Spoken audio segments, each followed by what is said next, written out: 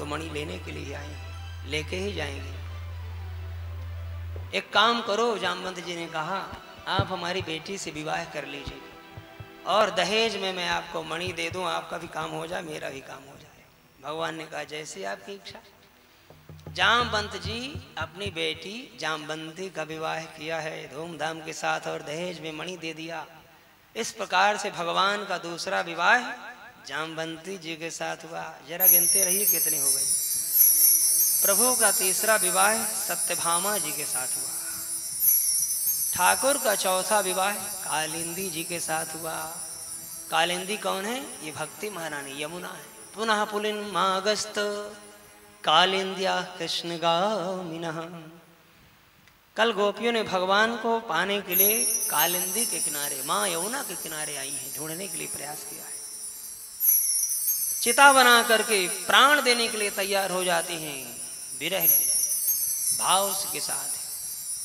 एक गोपी चिता में विराजमान हो गई और भगवान से कहती है, प्रभु आप नहीं आए तो निश्चित रूप से मैं अब चिता में अग्नि प्रज्वलित करके और निश्चित रूप से आत्महत्या कर लूंगी। कई प्रकार के भगवान से निवेदन किया।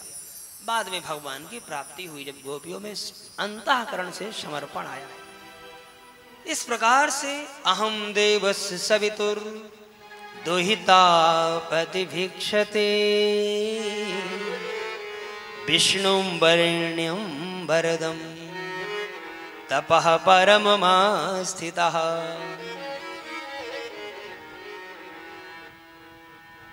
एकांत में भगवान का भजन कर रही थी। कृष्ण और अर्जुन रथ में बैठ करके गए। भगवान ने पूछा, देखो अर्जुन, वो देवी किसका भजन कर रही है? अर्जुन ने पूछा, देवी किसको भज रही हो? द्वारिकानाथ कृष्ण को पति के रूप में पाने के लिए। अर्जुन कहते, वो तो यहीं आए हुए हैं। अर्जुन ने कहा, प्रभु आपका गुरु बड़ा उच्च का चल रहा है, बड़े विवाह हो रहे हैं आपके। और भगवान का चौथा विवाह कालिंदी जी के साथ हुआ। ठाकुर का पांचवा विवाह मित्र वृंदा जी के साथ हुआ। छठा विवाह नग्नजिती जी के साथ हुआ। नग्नजित नाम के राजा हैं। राजा ने प्रतिज्ञा किया है कि जो एक ही रस्सी के साथ 6 बैलों को, साणों को नाथ लेगा, उसी के साथ अपनी बिटिया का विवाह करूंगा। देश देश के राजा आए, कोई नहीं कर पाए। हमारे ठाकुर ने एक ही रस्सी में सबको नाथ दिया है। छठा विवाह। 7वां भद्रा जी के साथ और 8वां लक्ष्मणा जी के साथ हुआ। इस प्रकार से भगवान के मुख्य कितने विवाह हो गए? 8। एक भौमासुर नाम का दैत्य है जो कि भूमि से उत्पन्न हुआ है। भौमासुर नाम का दैत्य अपने बल का दुरुपयोग किया है, अपने शक्ति का दुरुपयोग किया है। भौमासुर नाम का दैत्य जीवन में कभी अपने शक्ति को दुरुपयोग नहीं करना। पद प्रतिष्ठा भगवान ने मान सम्मान दिया है, अपने उस मान सम्मान का दुरुपयोग नहीं करना चाहिए और सदैव भगवान की कृपा मानना चाहिए। परम सम्मानीय श्री बालकृष्ण सिंघल जी पधारे हैं दिल्ली से। जोरदार तालियों से आप सब लोग स्वागत और अभिनंदन। व्यासपीठ से आपको बहुत बहुत बधाई, शुभकामनाएं। हरिओम। परम सम्मानीय श्री हमारे हरिओम जी पधारे हैं, आप भी दिल्ली से हैं। जोरदार तालियों से स्वागत और अभिनंदन। व्यासपीठ से आपको बहुत बहुत शुभकामनाएं, बधाई। 7वें दिवस की कथा हेतु आप पधारे हैं, बहुत बहुत शुभकामनाएं। राजपुत्री सीता भूपैर लोकपालो विभूतिभिः महानुभावैः श्रीमद्भिः रूपौदार्य बलोर्जितैः। जीवन में कभी कोई पद प्रतिष्ठा मिल जाए, कोई मान सम्मान मिल जाए, उसका दुरुपयोग नहीं करना चाहिए। भगवान की कृपा आशीर्वाद का पात्र मानना चाहिए। बड़ा सुंदर भगवान ने कृपा किया है और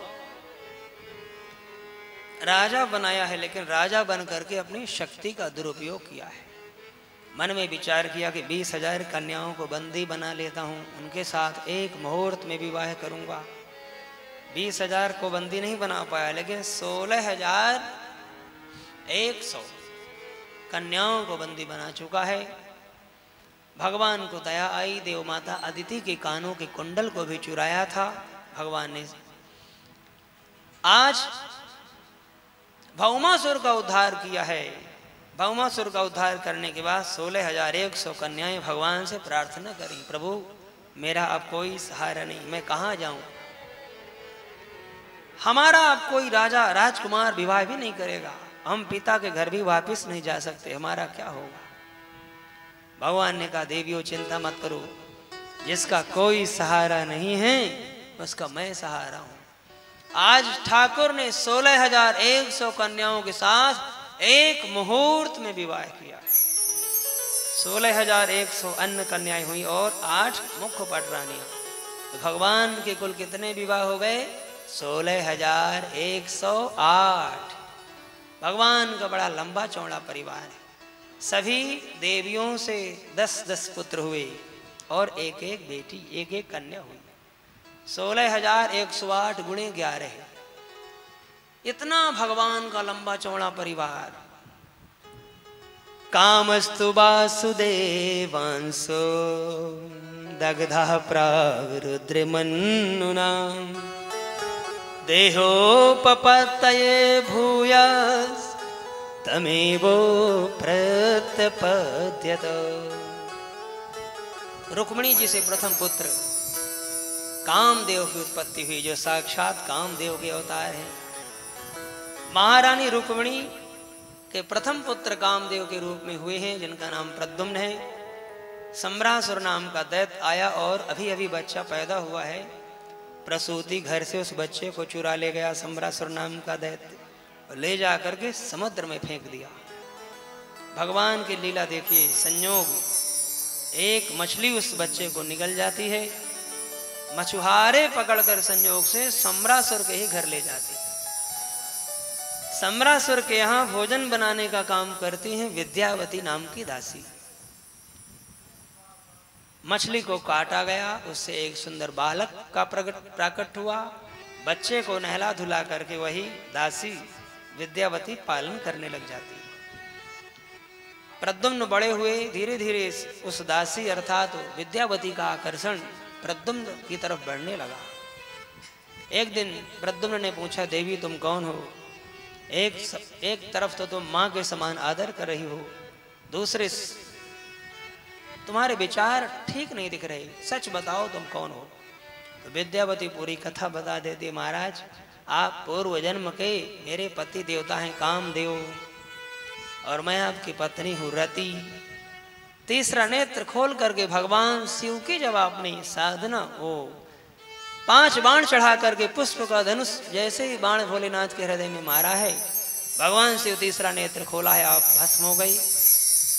भगवान शंकर क्रोध में आई रहती, कहती है कि मैं प्रभु से प्रार्थना किया, आशुतोष प्रसन्न होकर के मुझे वरदान दे दिए। जब यदुवंश कृष्ण अवतार, जब यदुवंश कृष्ण अवतार, जब यदुवंश कृष्ण अवतार, जब यदुवंश कृष्ण अवतार, यही हरण महामही भारा, हरण महामहिमाना, यही हरण महामही भारा, हरण महामहिमाना, कृष्ण तनय हो यही पति तोरा, कृष्ण तनय हुई है पति सबका ये कृष्ण तनय हुई है पति तोरा, भजन अनघा होई नमोरा, भजन अनघा होई नमोरा, भजन अनघा होई नमोरा, भजन अनघा होई नमोरा। जब यदुवंश में कृष्णावतार होगा, कृष्ण के पुत्र प्रद्युम्न होंगे, वही तुम्हारे कामदेव पति के रूप में प्राप्त होंगे। विद्यावती तभी से प्रतीक्षा कर रही थी और भगवान का संयोग देखिए, सम्रासुर के यहाँ दासी भोजन बनाने का काम करे, अपने पति की प्राप्ति हुई। जब पूरी कथा बताई तो प्रद्युम्न जी समझ गए, सम्रासुर का उद्धार करके विद्यावती को लेके द्वारिका पधारे हैं। बोले भक्त वत्सल भगवान की जय। सुखदेव जी कथा सुनाते कहते हुए हैं, राजा परीक्षित जी ने एक अद्भुत प्रश्न किया। बाण से तनया मूसा मुपमेयो यदोत्तमः तत्र युद्धमभूत् घोरम हरिर्शंकरयोर्महतो। सुखदेव जी महाराज परीक्षित से कहते हैं, बाणासुर की पुत्री उषा का विवाह भगवान कृष्ण के पोते अनिरुद्ध के साथ हुआ। उस समय भगवान शंकर और कृष्ण का महान युद्ध हुआ। तत्र युद्धमभूत् घोरम, घनघोर युद्ध हुआ। हरेर शंकरयोर्महतो। परीक्षित जी चौंक गए, प्रभु ये कथा थोड़ी विस्तार से कृपा करिए ना, किस प्रकार से भगवान शंकर और कृष्ण का युद्ध हुआ। तब परीक्षित जी महाराज के प्रश्न को सुनते हुए सुखदेव जी कहते हैं, बाणासुर भगवान शंकर का चेला था, महान उपासक, पूजा पाठ कठोर साधना किया। भगवान शंकर प्रकट हुए, वरदान मांगो। बाणासुर ने कहा मैं अमर हो जाऊं। भगवान शंकर कहते हैं, भाई ये मृत्यु लोक है, इस मृत्यु लोक में तो अमर कोई नहीं है। आया है सो जाएगा राजा रंक फकीर, कोई सिंहासन चढ़ चले, कोई बंधे जंजीर। साहब को एक न एक दिन जाना है, अमर कैसे कर सकता हूं। तो भगवान शंकर से कहा, अच्छा महाराज एक काम करिए, आप मेरे नगर की रक्षा करिए, मेरे नगर को लौटने ना दीजिए, मेरे नगर की रक्षा करिए। भगवान शंकर ने कहा, अच्छा इसका मतलब हम तुम्हारे चौकीदार हो जाएं, कि तुम्हारे हमेशा नगर की देखभाल करें, लेकिन तुम्हारे समान हमारा कोई भक्त भी नहीं, इसलिए जाओ हम तुम्हें वरदान एवं वस्तु देते हैं। पूरे नगर की रक्षा करने लगे भगवान भोले बाबा।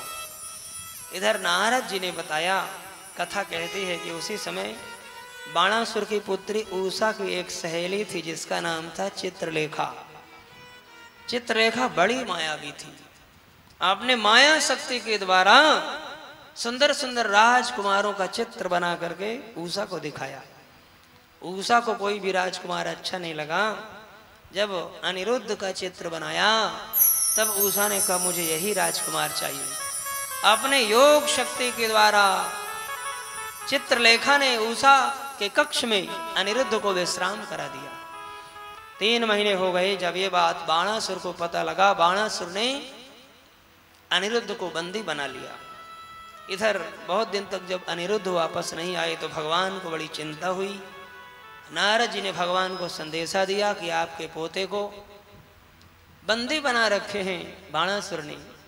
भगवान अपनी पूरा समाज एकत्रित, बड़ी सेनाएं एकत्रित किया है और आज युद्ध के लिए पधारते हैं। लेकिन वहां तो भगवान भोलेनाथ त्रिशूल लिए खड़े हुए थे नगर की रक्षा करने के लिए। भगवान कृष्ण ने कहा हम तो अपने पोते को लेकर के ही जाएंगे। भगवान शंकर ने कहा हम अपने भक्त को वचन दे रखे हैं कि हम इस नगर की रक्षा करेंगे, जब तक आप हमें पराजित नहीं करेंगे तब तक अंदर घुस नहीं सकते। भगवान ने कहा हम पोते को तो लेके जरूर जाएंगे। और भगवान शंकर और कृष्ण का यहाँ पे महायुद्ध हुआ है। दोनों तरफ से अस्त्र शस्त्र चलाए गए। भगवान कृष्ण ने ब्रह्मास्त्र चलाया, भगवान भोलेनाथ ने पशुपति अस्त्र चलाया है, शिवास्त्र चलाया है। दोनों घनघोर आकाश मंडल में टकराए, देवी देवता पुष्प की वृष्टि कर रहे हैं। आनंद आनंद। भगवान कृष्ण की विजय हुई। भोले बाबा ने प्रणाम किया, बस करो महाराज, आपके लीला आपे जानो। इधर जब बाणासुर को भी पता लग गया कि भगवान आ गए हैं, क्षमा प्रार्थना किया है और उषा के साथ अनिरुद्ध का विवाह कर दिया। ये सुंदर प्रसंग, पवित्र पावन इस कथा को श्रवण कराया है। परीक्षित जी महाराज बड़े प्रसन्न हुए। श्री सुखदेव जी महाराज कथा का वर्णन करते हैं कि एक बार नारद जी को लगा कि भगवान का इतना लंबा चौड़ा परिवार, इतने नाती पोते, इतनी देवियां, अपने परिवार में इतनी एक देवियों के होते हुए भी बड़ी प्रसन्नता से इनका जीवन चल रहा है। तो नारद जी आए हैं देखने के लिए गृहस्थी। पहले रुक्मिणी जी के कक्ष पर गए नारद जी, तो भगवान ने वहां स्वागत किया। आइए नारद, कहो कैसे आगमन हुआ। भगवान का दर्शन हेतु पधारे हैं, भगवान ने स्वागत किया है। कालिंदी जी के यहाँ पहुंचे हैं तो वहां भी ऐसी घटना घटी, भगवान ने वहां भी स्वागत किया। नारद जी ने देखा कि पहले भगवान रुक्मिणी जी के कक्ष में स्नान करके संध्या वंदन कर रहे हैं। कालिंदी जी के यहाँ देखा कि बच्चों को धर्म की शिक्षा दे रही है। हम सबका भी कर्तव्य बनता है कि समय समय पर अपने बच्चों को बैठाएं, कुछ भगवान की कथा को सुनाएं, कुछ पुराणों की महिमा को सुनाएं, ध्रुव जैसे, प्रहलाद जैसे भक्तों की महिमा को सुनाएं, प्रभु की भक्ति को सुनाएं। सबका कर्तव्य बनता है। भगवान ने अपने बच्चों को धर्म की शिक्षा दे रहे हैं। सत्यभामा जी के यहाँ पहुंचे तो नारद जी ने देखा कि भगवान बच्चों के साथ क्रीड़ा कर रहे हैं। मित्र वृंदा जी के कक्ष में पहुंचे तो नारद जी ने देखा कि भगवान अपने राज्य सिंहासन पर बैठे हुए प्रजा को कुछ शिक्षा दे रहे हैं। नग्नजिति जी के यहाँ पहुंचे नारद जी ने तो देखा कि भगवान देव अर्चन करें, पूजा पाठ करें। हम सबका भी कर्तव्य है कि कम से कम 10 मिनट 5 मिनट कुछ समय प्रभु के लिए निकालें। कितना सुंदर नगर हो, लेकिन उस नगर में यदि भगवान का मंदिर न हो, देवालय न हो, तो नगर की सुंदरता नहीं है। कितना सुंदर भगवान ने मानव शरीर दिया है, लेकिन इस मानव शरीर से यदि प्रभु का भजन नहीं हो रहा तो मानव जीवन श्रेष्ठ नहीं। प्रायः मुझे एक कथा याद आ रही है, और प्रायः मैं हर कथा में कहा करता हूँ, क्योंकि जो बातें ज्यादा जरूरी है उसको बार बार कहना चाहिए। एक बार एक पक्षी आकाश मंडल से जा रहे थे, दोनों पति पत्नी।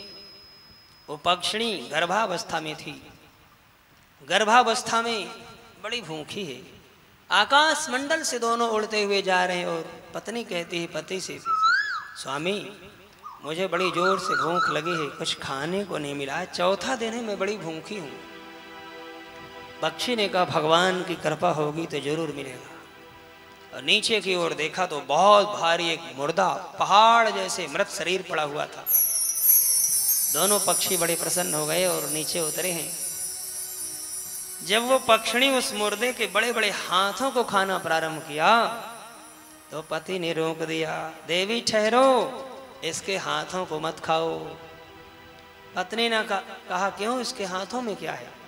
तो पति ने कहा हस्तौ दान विवर्जितौ श्रुति पुटौ सारस्य तद्रोहिणौ नेत्रौ साधु विलोकनयन रहितौ पादं न तीर्थं गतौ अन्यायार्जित वित्तपूर्णमुदरं गर्वेण तुंगशिरौ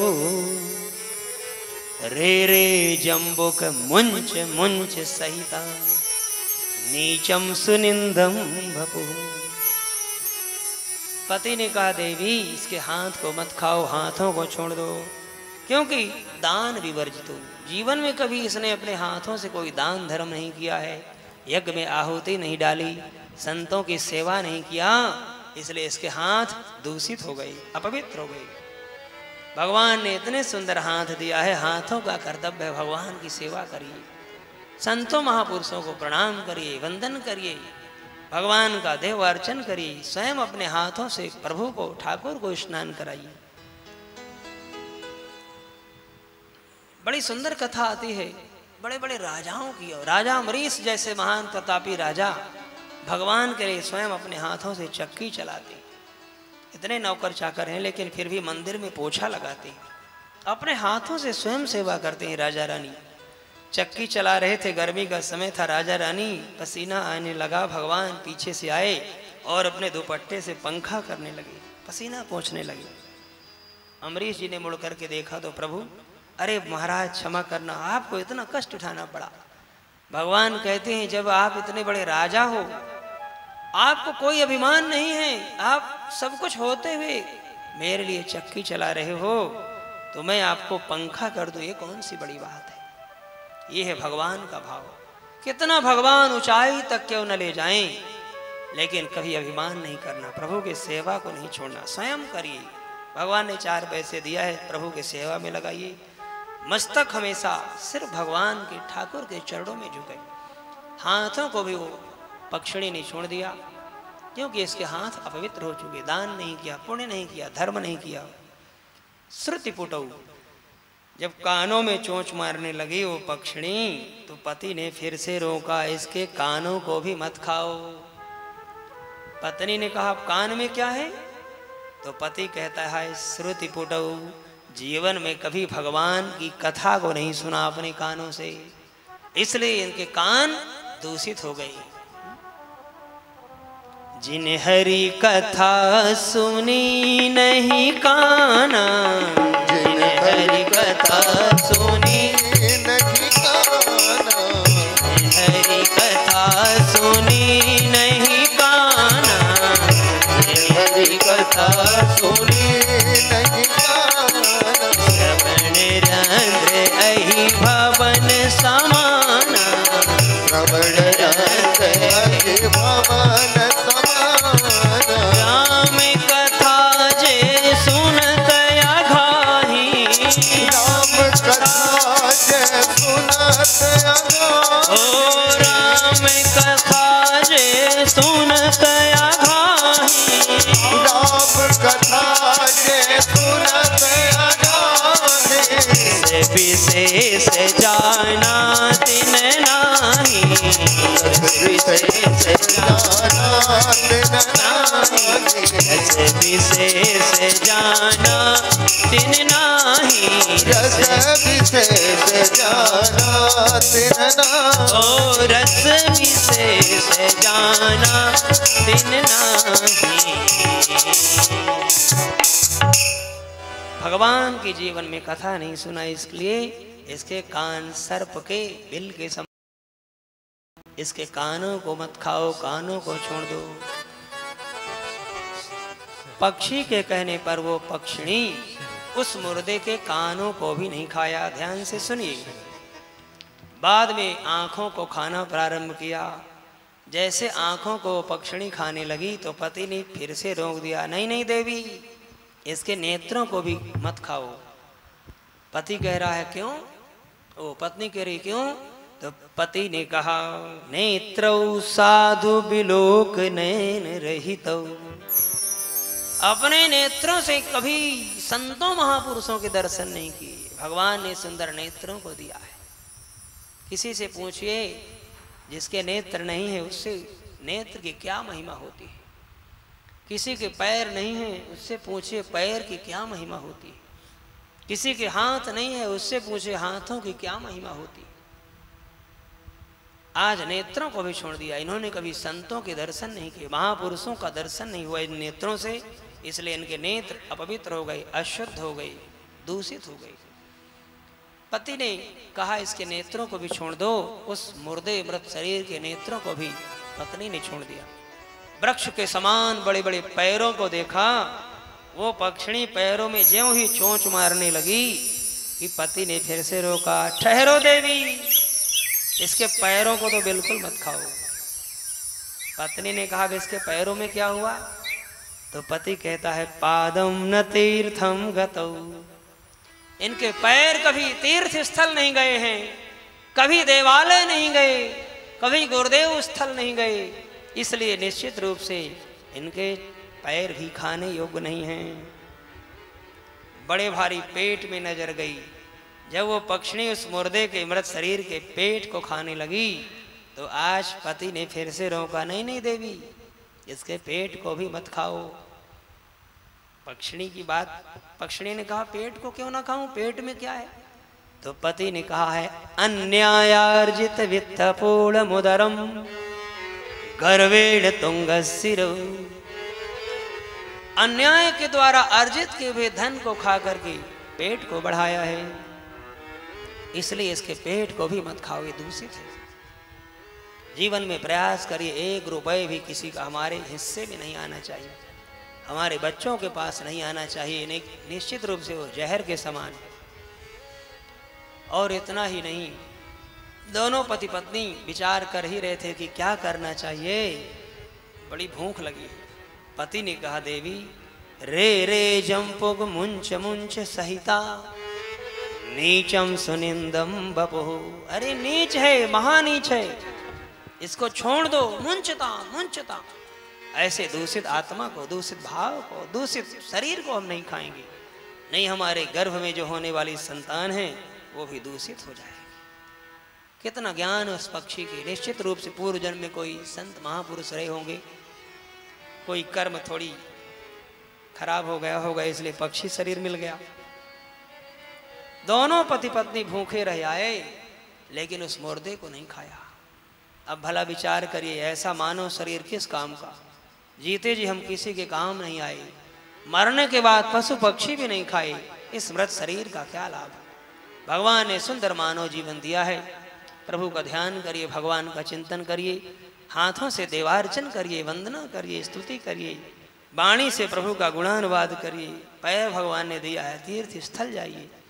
मन परमात्मा ने दिया है, मन से प्रभु का चिंतन करिए। मनसा वाचा कर्मणा।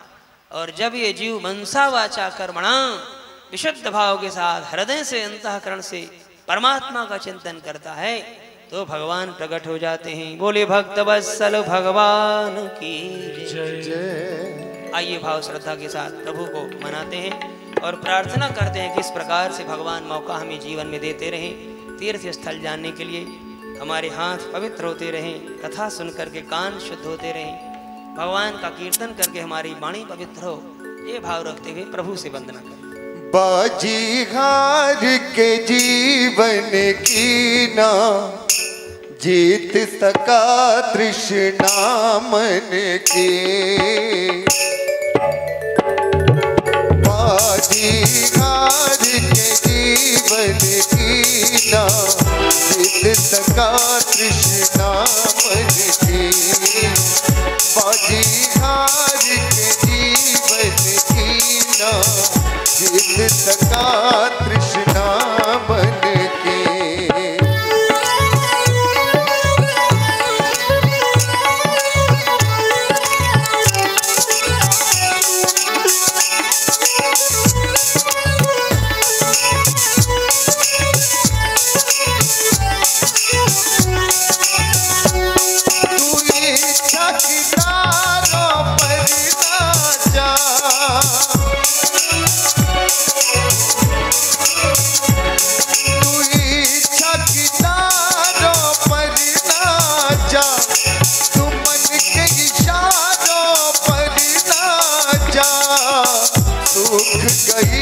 नस नस तन की ना जीत सका तृष्णा मन के। बाजी हार के जीवन की ना जीत सका तृष्णा मन के।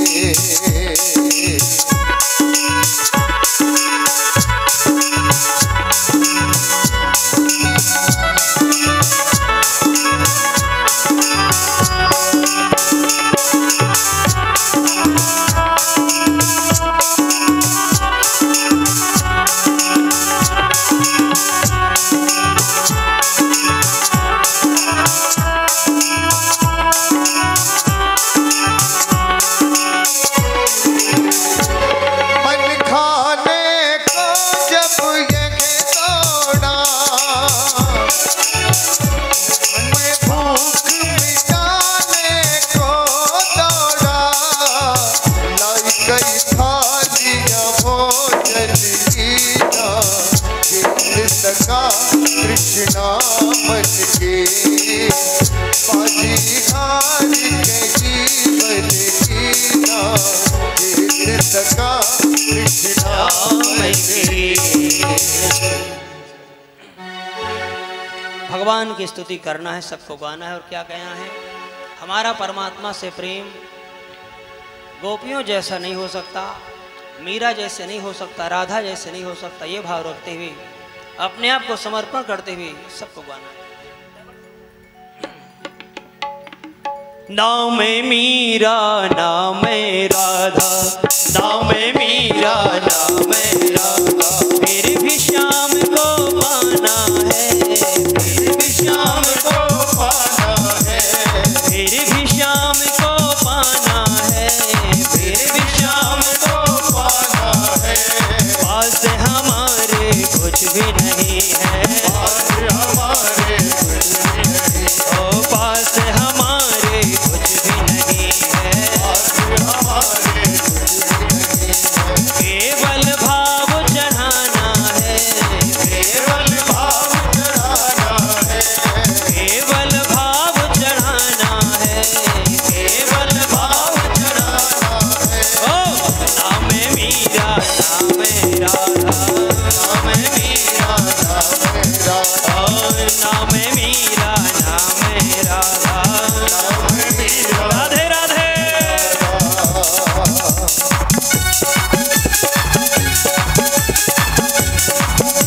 सब गाइए।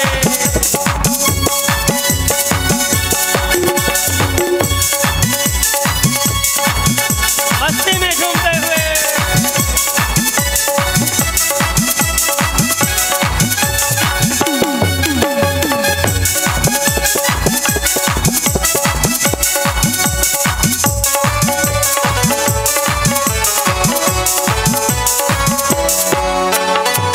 जब से देखी सूरत तेरी, जब से देखी सूरत तेरी, ओ जब से देखी सूरत तेरी, जब से देखी सूरत तेरी, तुम में प्रेम की मूरत देखी, तुम में प्रेम की मूरत देखी, ओ तुम में प्रेम की मूरत देखी, तुम में प्रेम की मूरत देखी।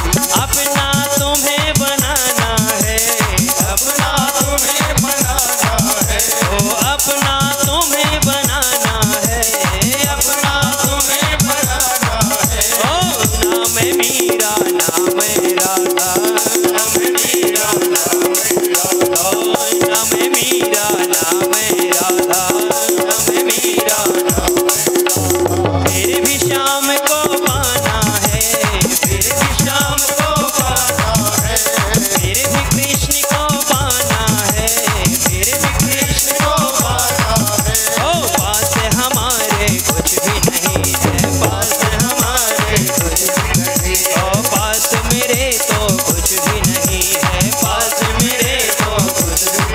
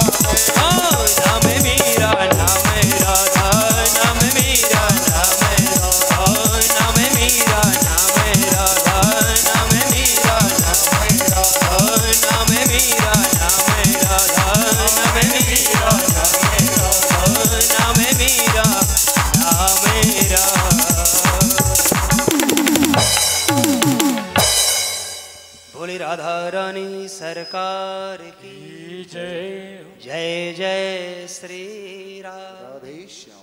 भगवान पर समर्पण भाव। हमारा प्रेम गोपियों जैसे नहीं हो सकता, क्योंकि गोपियों का प्रेम तो बड़ा अद्भुत है। भगवान ने कल जब उद्धव जी को भेजा था, ब्रज गोपियों के प्रेम को जब उद्धव जी ने देखा, ज्ञान धरा का धरा रह गया। और मानो कि उद्धव जी कहते आसामहो चरण रेणुजुसामहस्याम वृंदावने किमपि गुल्मलतौ सधेना यादुस्त्यजं स्वजनमार्य पथं चहित्वा भेजुर्मुकुंद पदवी श्रुतिभि विवृज्ञाम्। हमारा अगला जन्म वृंदावन में हो। वृंदावन में मनुष्य नहीं बन सकते तो कोई बात नहीं, वहां की पेड़ पौधे ही बना देना प्रभु, गुलमलता ही बना देना, पत्थर ही बना देना। फिर भी यदि इतने भी पुण्य नहीं हैं तो वहां के धूल मिट्टी ही बना देना। रास बिहारी सरकार जब महाराज करेंगे, रास बिहारी सरकार के महाराज हमारे परम सम्मानी श्री सत्यनारायण गोयल जी पंजाबी बाग से पधारे हैं। जोरदार तालियों से इनका स्वागत और अभिनंदन। हमारे नरेश जी के साले साहब हैं, भगवान के बड़े भक्त आज हैं। हाँ हाँ हाँ, आज हमारा सत्संग हुआ, बड़े श्रद्धा के साथ, बड़े भक्ति भाव के साथ ये कथा को सुन रहे हैं। मन में भगवान के प्रति बड़ा उदार भाव और बड़े सरल हैं, बड़े सहज हैं। भगवान की भक्ति कैसे मिलती है? सरलता से मिलती है, सहजता से मिलती है। अनेकों क्षेत्र में आपका तीर्थ यात्रा में भ्रमण रहता है और सदैव कहीं भी धर्म याज्ञिक अनुष्ठान हो आपका सहयोग सदैव रहता है। इसलिए बहुत बहुत आपको शुभकामनाएं। भगवान खूब और आपको भक्ति दे, शक्ति दे और सदैव आप प्रभु की कृपा में प्रसन्न रहें, यही मेरी शुभकामनाएं। बोले बाके बिहारी लाल की। भगवान तो सरल भाव वालों को मिलते हैं, सहजता से मिलते हैं। आज भगवान ने देखा कि इतनी देवियां हैं, सभी देवियां समय समय पर रूठती हैं, लेकिन रुक्मिणी जी के चेहरे पर भगवान ने कभी क्रोध नहीं देखा। भगवान ने कहा चलो आज कुछ ऐसे लीला करता हूं जिससे रुक्मिणी जी को थोड़ी क्रोध लगे, रुक्मिणी जी को थोड़ी क्रोध आए। तो भगवान आज नाराज होकर के मुंह लटका करके सिंहासन में बैठे हुए थे। रुक्मिणी जी आई, भगवान से प्रार्थना किया प्रभु आज नाराज है क्या, कुछ गलती हो गई? भगवान कहते हूँ। रुक्मिणी जी कहते नहीं प्रभु कुछ गलती हो तो कहिए। भगवान कहते हैं एक गलती करो तो बताऊं, तुम गलती पे ही गलती करती आ रही। पहली गलती तो तुमने ये किया। भगवान तर्क दे रहे हैं रुक्मिणी जी को। भगवान कह रहे हैं कि पहले गलती तो तुमने ये किया कि तुमने हमसे विवाह क्यों किया। अरे शिशुपाल की तो बारात भी आ चुकी थी, शिशुपाल राजा था, फिर शिशुपाल को छोड़ करके तुमने हमसे विवाह क्यों किया? अच्छा शायद आपने सोचा होगा कि मैं बहुत सुंदर हूं, तो मैं तो सुंदर भी नहीं हूं, काला हूं, ऐसे काले के साथ विवाह क्यों किया? भगवान ने देखा कि रुक्मिणी जी को कोई क्रोध नहीं आया, तो प्रभु ने दूसरा तर्क दिया है। अच्छा हम अच्छे कुल खानदान के हैं इसलिए आपने विवाह किया। देवी मैं तो वो भी नहीं हूँ, मेरे माता पिता का नाम भी कन्फर्म नहीं है कौन है। कुछ लोग कहते हैं नंद यशोदा का पुत्र है, कुछ लोग कहते हैं देवकी वसुदेव का पुत्र है। तो जिनके असली माता पिता का नाम ही पता नहीं है, ऐसे वर के साथ तुम विवाह क्यों किया? भगवान ने फिर से देखा कि कोई क्रोध नहीं आया। प्रभु ने तीसरा तर्क दिया। अच्छा प्रभु शायद आपने अच्छा देवी इसलिए विवाह किया होगा कि मैं बहुत बड़ा राजा हूं, तो मैं तो राजा भी नहीं हूं। अरे जरासंध 23 अक्षौणी सेना लेकर जब प्रहार किया तो मैं समुद्र के अंदर द्वारिकापुरी बसाई और रणभूमि छोड़ करके भागा। ऐसे डरपोक राजा के साथ तुमने विवाह क्यों किया? भगवान ने देखा कि फिर भी अभी रुक्मिणी जी को किसी प्रकार का कोई क्रोध नहीं आया। फिर भगवान कहते हैं, अच्छा देवी, शायद तुमने ये सोच करके विवाह किया होगा कि निश्चित रूप से इनका लोग सब नाम संकीर्तन गाते हैं, तो नाम तो मेरे जो संत लोग, महापुरुष लोग वही गाते हैं। झांझ मजीरा लिए हुए श्री राम जय जय राम, वही सब संतों के पास, जिनके पास कुछ नहीं है, केवल एक यही है, वो गाते रहते हैं। फिर तुम क्यों ने विवाह किया? फिर भी रुक्मिणी जी पर कोई क्रोध नहीं आया। तो पांचवी बात भगवान कहते हैं, देवी अभी भी मौका है, कहो तुम्हें शिशुपाल से बात करा दूं और तुम्हारा विवाह करा दूं। ये बात भगवान तब कह रहे हैं जब रुक्मिणी जी से कई पुत्र हो गए।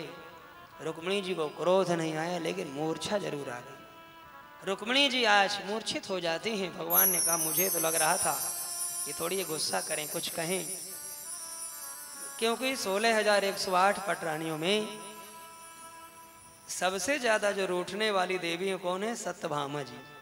बहुत बात बात पर उठ जाती हैं, भगवान को बड़े प्रेम से मनाना पड़ता है। रुक्मिणी जी के चेहरे पर प्रभु ने कभी क्रोध नहीं देखा। आज भगवान ने चतुर्भुज रूप धारण किया। नाटक करने में तो एक नंबर, बचपन से ही 2 हाथ से रुक्मिणी जी को उठा रहे हैं, 1 हाथ से पसीना पोंछ रहे हैं, 1 हाथ से पंखा कर रहे हैं। आधे घंटे के बाद रुक्मिणी जी की मूर्छा खुली, तो बड़े सुंदर भगवान का उत्तर दे रही हैं, प्रभु आपने बिल्कुल सत्य कहा, आप बिल्कुल ठीक कह रहे हैं कि मैं आपसे विवाह क्यों की, बिल्कुल सत्य है प्रभु, मेरा तो आपका कोई संबंध ही नहीं।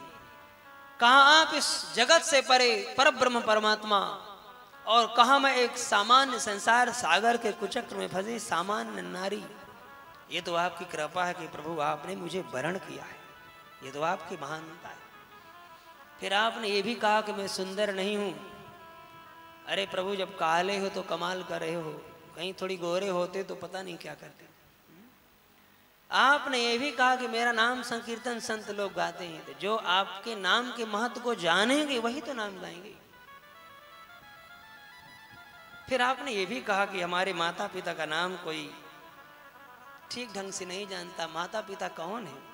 कुछ लोग कहते हैं देवकी वसुदेव का पुत्र है, कुछ लोग कहते हैं नंद यशोदा का। असली माता पिता कौन है?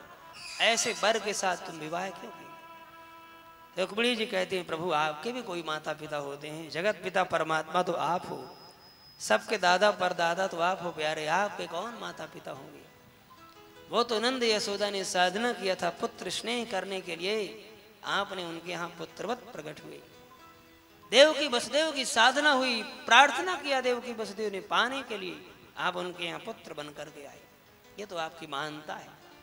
बड़े सुंदर सुंदर अद्भुत प्रश्नों का उत्तर दिया है। भगवान प्रसन्न हो गए और गदगद भाव के साथ भगवान ने बड़े प्रेम भाव के साथ आज रुक्मिणी जी से वार्तालाप कर रहे हैं।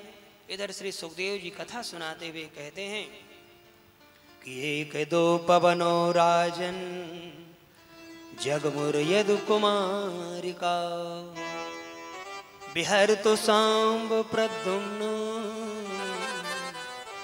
चारु भानु गदा दया। एक बार कुछ ब्रजवासी जंगल की ओर गए। भगवान के साम्य प्रद्युम्न आदि जैसे जाने लगे, समस्त यदुवंशी एक कुएं में बहुत बड़ा गिरगिट को देखा। बाहर निकालने के लिए बहुत प्रयास किया, जब नहीं निकाल पाए तो भगवान से निवेदन किया। भगवान आए, बाएं हाथ से उस गिरगिट को पकड़ करके बाहर निकाला। वो गिरगिट मानव रूप में आकर के भगवान की अद्भुत स्तुति गाई है और भगवान से प्रार्थना किया है। वो गिरगिट कौन है? कौन था? पूर्व जन्म में राजा नृग थे। राजा नृग से एक गलती हो गई थी। राजा नृग बहुत बड़े दानी थे, बहुत गायों का दान दिया था, असंख्य गायों का दान किया। आकाश मंडल में जितने सूर्य और तारे हैं उनको गिना जा सकता है, लेकिन राजा नृग ने कितने गायों को दान किया इसका कोई वर्णन नहीं किया जा सकता। इंद्र के द्वारा बरसाए हुए जल को गिना जा सकता है, लेकिन राजा नृग कितने गायों को दान किया उनको नहीं गिना जा सकता, अनगिनत असंख्य। राजा नृग बहुत बड़े दानी थे। एक बार घटना घटी, एक गाय को एक ब्राह्मण देवता को दान किया। वो ब्राह्मण देवता गाय को अपने घर ले गए। दूसरे दिन वो गैया राजा नृग के यहाँ पुनः भाग के आ गई ब्राह्मण देवता के घर से। संयोग से दूसरे दिन वही गाय को राजा नृग ने दूसरे ब्राह्मण को भी दान कर दिया। अब दूसरे दिन वाले ब्राह्मण वो गाय को अपने घर ले जा रहे थे। उधर पहले दिन वाले ब्राह्मण आए, देखे, कहने लगे कि भैया ये गाय तो मेरी है, राजा साहब ने मुझे कल दान किया था। और आज वाले ब्राह्मण देवता कहते हैं नहीं नहीं ये गाय मेरी है, अभी अभी राजा साहब ने ये गाय मुझे दान किया है। दोनों में वाद विवाद होने लगा। चलो समझौता कराने के लिए राजा नृग के पास, राजा नृग के पास गए। राजा नृग बड़े संकट में पड़ गए। राजा नृग ने ब्राह्मण देवता से कहा महाराज कोई बात नहीं, इस गाय को छोड़ दो, इस गाय के बदले तुम हजारों गाय और दान ले लो। लेकिन वो ब्राह्मण देवता माने नहीं, आपस में झगड़ा करते रहे। बाद में बड़ा क्रोध आया ब्राह्मण देवता को, राजन गिरगिट की तरह सिर हिला रहे हो, हमारे इस झगड़ा का समझौता नहीं कर रहे हो, जाओ हमारा श्राप है, गिरगिट बन जाओ। राजा नृग पश्चाताप करने लगे, महाराज ये कैसा श्राप दे दिया, इस श्राप से मुक्ति कब मिलेगी। चरणों में गिड़गिड़ाने लगे ब्राह्मणों के। ब्राह्मणों ने कहा जाओ भगवान कृष्ण का स्पर्श होते ही आपकी मुक्ति हो जाएगी। वही आज गिरगिट प्रभु के हाथों से स्पर्श हुआ और उनकी मुक्ति हो गई। कथा का सार ये है कि जीवन में हम सब लोग गलतियां करते हैं, पुण्य करने के बाद भी कहीं न कहीं जाने अनजाने गलतियां हो जाती हैं। कुछ गलतियां तो हम जानबूझ के कर लेते हैं, लोभ प्रमाद आलस्य बस। कुछ गलतियां हो ही जाती हैं, जैसे चलते चलते पैरों के नीचे चींटी आ गई, कहीं में कहीं जीव हत्या हो गई, उसका भी दोष लगता है। इसी के लिए पंचभूत यज्ञ किया गया। प्रातः कालीन उठिए, हवन आदि का जो विधि विधान बताया गया, नित्य कर्म में अतिथि सत्कार करिए, गुरुदेव संतों ब्राह्मणों की सेवा करिए, देवार्चन करिए, यज्ञ की बड़ी महिमा बताई गई है। इस प्रकार करने से जो हमारे द्वारा किए गए जो दूषित पाप होते हो, पाप से मुक्ति मिल जाती है। एक बार काशी नरेश पौंड्रक का मित्र था और पौंड्रक एक बार भगवान बन गया। द्वारिकानाथ कृष्ण से बड़ा ईर्षा करने लगा, स्वयं नारायण बन गया। बहुत लोग अपने आप को ही थोड़ी भगवान पद प्रतिष्ठा दे दे, अपने आप को ही भगवान मानने लगते हैं, हम ही है भगवान। पौंड्रक ने भी यही गलती किया भगवान से, नकली गरुड़ ले लिया। 2 हाथ तो पौंड्रक के थे ही, 2 हाथ नकली लगा लिया, मोरपंख धारण कर लिया, द्वारिकानाथ कृष्ण बन गया पौंड्रक। काशी नरेश जो पौंड्रक का मित्र था और भड़का दिया, कहा कि जाओ तुम दूत भेज दो, संदेशा भेज दो, द्वारिकानाथ कृष्ण को कहो कि हम ही कृष्ण हैं, वो हमसे क्षमा प्रार्थना करने के लिए आए, नहीं आया तो हमारे राज्य से निकल जाओ, निश्चित रूप से हम ही भगवान हैं। और यदि कहीं द्वारिकानाथ कृष्ण डर गए, क्षमा प्रार्थना कर लिया तो तुम्हारी विजय हो जाएगी, असली भगवान तुम ही बन जाओ। पौंड्रक ने अपने दूत को भेजा है, भगवान ने पत्र पढ़ा और कहा जाओ, दूत से भगवान ने कहा जाओ पौंड्रक को कहो कल हम वहीं आएंगे मिलने के लिए। और ज्यों इतना द्वार दूतों ने बताया तो पौंड्रक घबरा गया, भगवान की शक्ति को तो जानता ही था। भगवान गए, पौंड्रक का उद्धार किया है और काशी नरेश का ही प्रताड़ित किया, दंडित किया है। इस प्रकार से बड़ी अद्भुत कथा है। कथा का सार यह है कि जीवन में अभिमान नहीं करना चाहिए, भगवान तो केवल एक ही है। पूर्णः पूर्णमिदं पूर्णात् पूर्णमुदच्यते पूर्णस्तु पूर्णमादाय पूर्णमेवाभिशिष्यते। हम सब लोग जीवन में कभी पूर्ण नहीं हो सकते, पूर्ण केवल एकमात्र परमात्मा ही पूर्ण है। इधर जरासंध का वध भीमसेन के द्वारा कराया गया। जिस दिन से पूजा में ब्राह्मणों को बैठाया, उस दिन से बड़ा सम्मान ब्राह्मणों का जरासंध ने करने लगा। युधिष्ठिर आदि यज्ञ करने के लिए जा रहे थे, राजसूय यज्ञ हो रहा है, लेकिन उसमें समस्त राजाओं पर यदि विजय प्राप्त हो तभी संभव है। राजसूय यज्ञ का नियम है, परंपरा है। लेकिन ध्यान दीजिए, समस्त राजाओं पर विजय तो प्राप्त कर लिया, लेकिन अभी जरासंध पर विजय नहीं। तब निश्चित रूप से ब्राह्मण बन करके भगवान अर्जुन और भीमसेन को लेकर के जाते हैं। ब्राह्मण भेष में सम्मान किया है, कुछ मांगो। मांगा तो क्या मांग लिया, हम तीनों में से आपको युद्ध करना होगा। युद्ध की जब बात आई, भगवान को हंसी आई। भगवान की हंसी को जरासंध समझ गया और परिचय बताया गया, ये हमारे भीमसेन हैं और ये हमारे अर्जुन हैं। युद्ध हो, समझ गए अर्जुन की शक्ति को, तो जरासंध ने मना कर दिया, अर्जुन तो दुबला पतला है, ये क्या युद्ध करेगा। कृष्ण से कहा, तुम तो हमारे पुराने हारे हुए हो, हम तो हरा ही चुके। भगवान ने कहा, मैंने 17 बार हराया, उसकी एक बार भी गिनती नहीं। और एक बार हम रणभूमि छोड़ करके भाग गए तो बार बार उसी को गा रहा है। जीव की यही स्थिति होती है। भीमसेन थोड़ी मोटे ताजे हैं, भीमसेन से युद्ध करूंगा। भीमसेन से बड़ा भारी युद्ध हुआ। जरासंध को भीमसेन ने 2 भाग में विभक्त कर देते थे, लेकिन फिर से जरासंध जुड़ जाता था। विपरीत दिशा की ओर भगवान ने एक तिनका तोड़ करके इशारा किया है, विपरीत दिशा की ओर फेंका, जरासंध की मुक्ति हुई। इधर भगवान के एक बड़े ही प्रिय मित्र हैं जिनका नाम सुदामा है।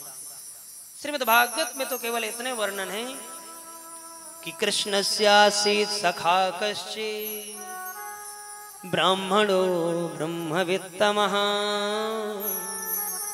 विरक्तीन्द्रियार्थेषु प्रशांतात्मा जितेन्द्रियः। आइए भक्त सुदामा की कथा की ओर चलते हैं। 2 बार भगवान का नाम संकीर्तन, इसके बाद बड़ी अद्भुत इस कथा को हम श्रवण करेंगे। बड़ी ही मार्मिक कथा है आज की, भक्त और भगवान की कथा है। परीक्षित ने प्रश्न किया कि आप कह रहे हो भगवान को दीन बंधु दीनानाथ, तो कोई ऐसे भक्त का नाम बताओ कि कभी कोई दीनों पर दया की हो।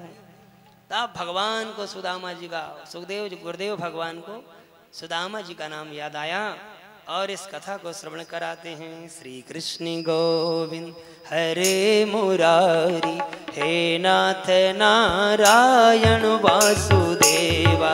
श्री कृष्ण गोविंद, सब गाइए।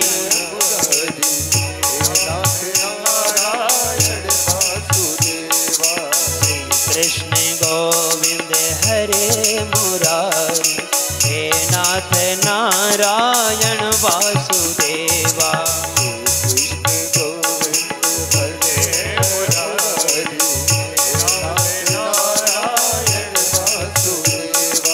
हे नाथ नारायण वासुदेवा, हे नाथ नारायण वासुदेवा।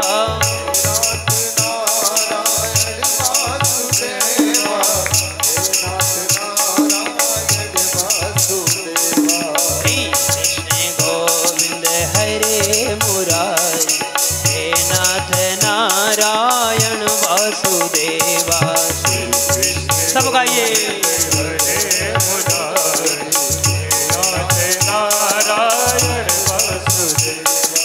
देहांत काले तुम सामने हो, मुरली बजाते मन को लुभाते। देहांत काले तुम सामने हो, मुरली बजाते मन को लुभाते।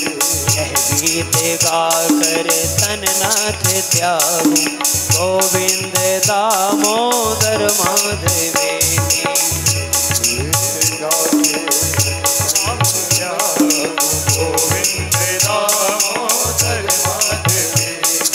श्री कृष्ण गोविंद हरे मुरारी, हे नाथ नारायण वासुदेवा। मीठी मीठी तालियों से।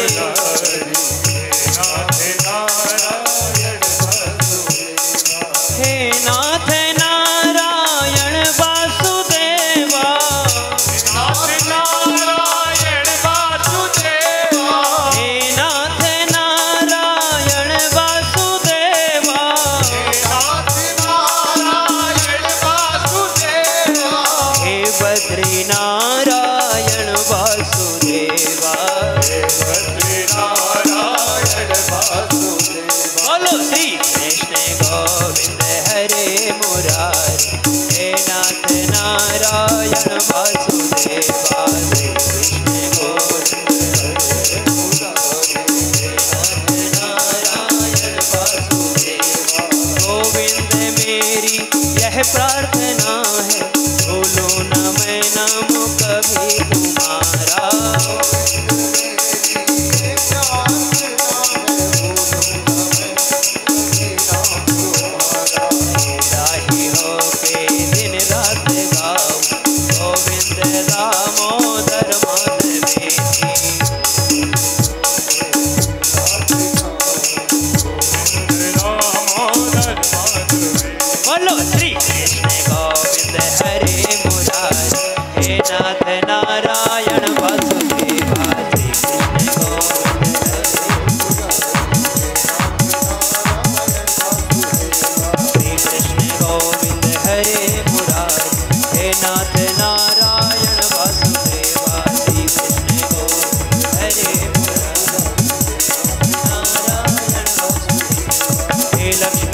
नारायण वासुदेवा, हे लक्ष्मी नारायण वासुदेवा, हे बद्री नारायण वासुदेवा, हे बद्री नारायण वासुदेवा, हे नाथ नारायण वासुदेवा, हे नाथ नारायण वासुदेवा, हे बद्री नारायण वासुदेवा, हे लक्ष्मी नारायण वासुदेवा, हे लक्ष्मी नारायण वासुदेवा, हे नाथ नारायण वासुदेवा, हे नाथ नारायण वासुदेवा।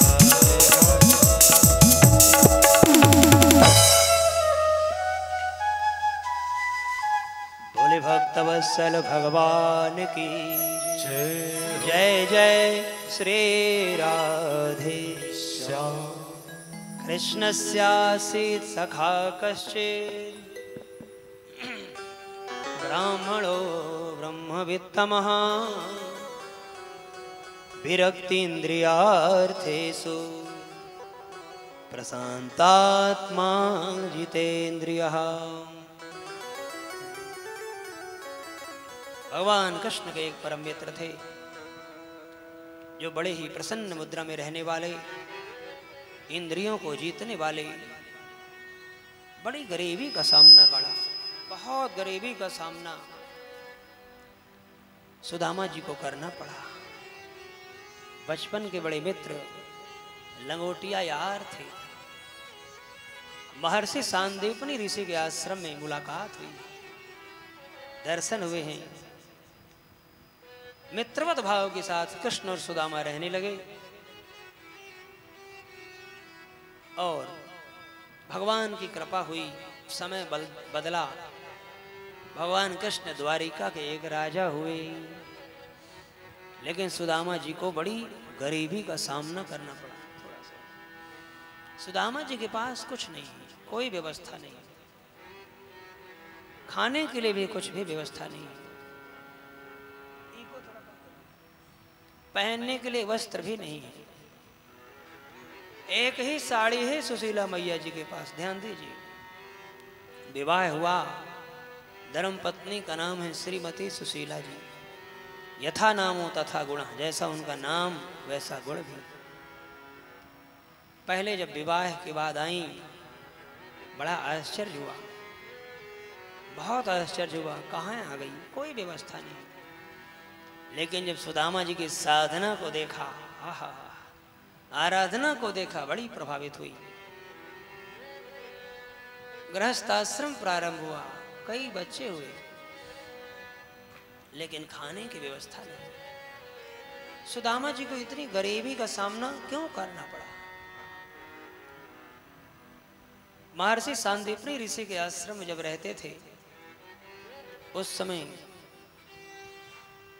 सायंकालीन नियम था कि आश्रम में हवन होता था। लकड़ी लेने के लिए कृष्ण और सुदामा को गुरु माता ने भेजा है और पोटली में चने दे दिया, जाओ बच्चों, भूख लगे तो इन चनों को खा लेना, दोनों लोग मिल के खा लेना। लकड़ी लेने गए, सायंकालीन का समय हुआ, मंद मंद जलवृष्टि होने लगी। उसी वृक्ष के नीचे ही दोनों मित्र ठहर गए, सोने लगे। सुदामा जी उठे, देखा कि गोविंद तो सो गए। अकेले ही उन चने की पोटली को खोल करके चने खाने लगी।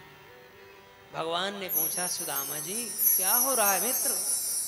सुदामा जी ने झूठ बोल दिया, कुछ नहीं मित्रवर, ठंडी का समय है, दांत कटकटा रहे हैं। भगवान ने कहा, जाओ तुम्हारा वचन सत्य होगा, ऐसा ही होगा। आज सुदामा जी दूसरे के अधिकार के चने को खाया, फलस्वरूप इतनी गरीबी का सामना करना पड़ा।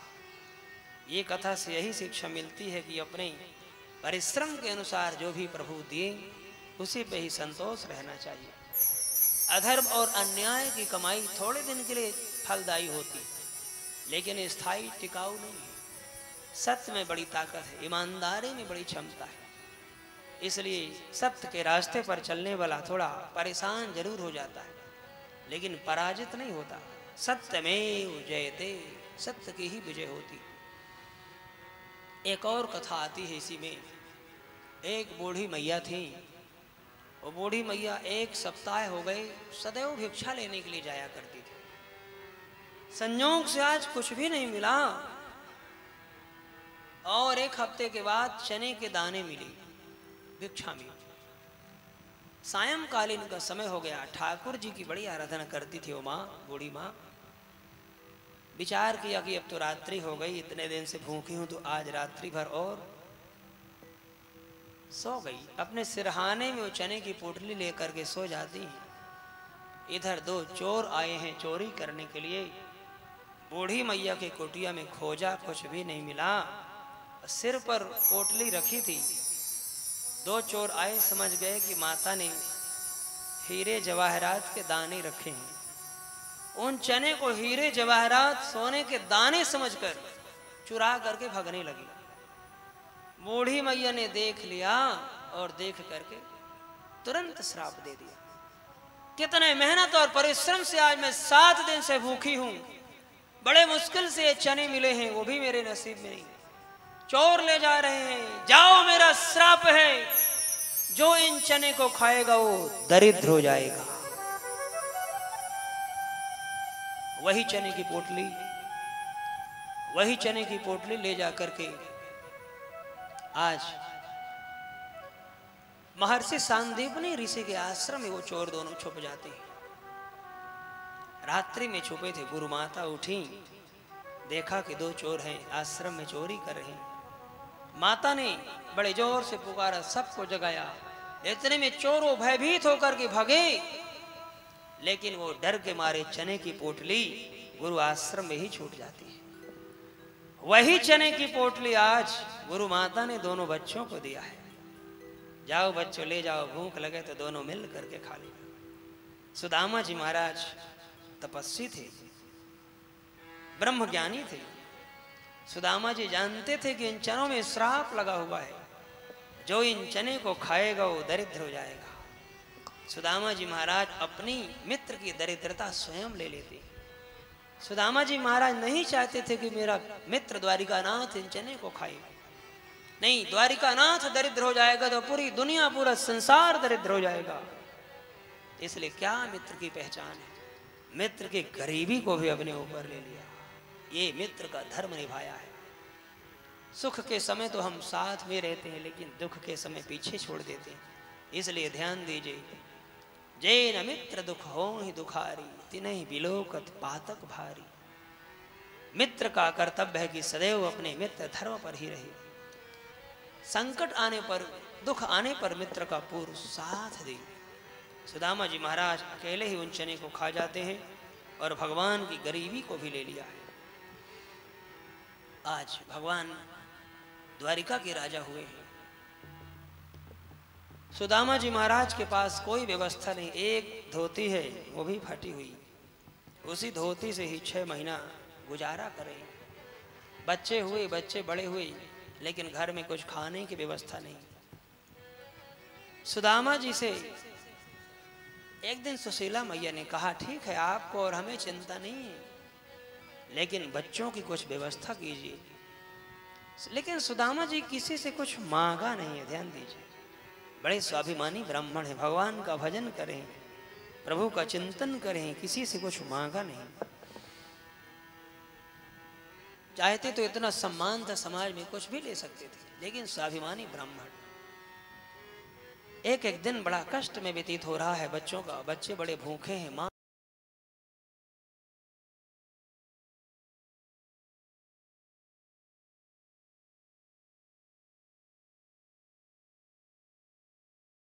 आश्वासन दिया है। बच्चे बेचारे बड़े दुखी हैं। 1-2 दिन 3 दिन लगातार हो गया, कुछ भी नहीं मिला। भगवान न करे कभी किसी की गरीबी न दे। प्रभु बड़ा संकट का सामना कर रहे हैं आज। छोटे छोटे बच्चे माँ से रोते हैं, बिलखते हैं, माँ बड़ी भूख लगी है, कुछ व्यवस्था करो ना। आज मैया ने झूठा आश्वासन दिया है, झूठा आश्वासन दिया।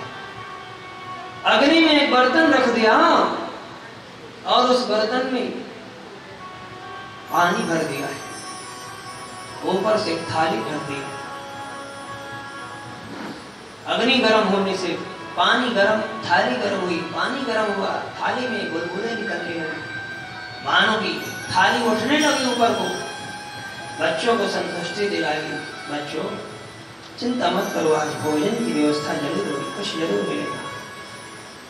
लेकिन आज बड़ा दुख हुआ, बड़ा कष्ट हुआ, रोते रोते बच्चे भूखे ही सो जाते।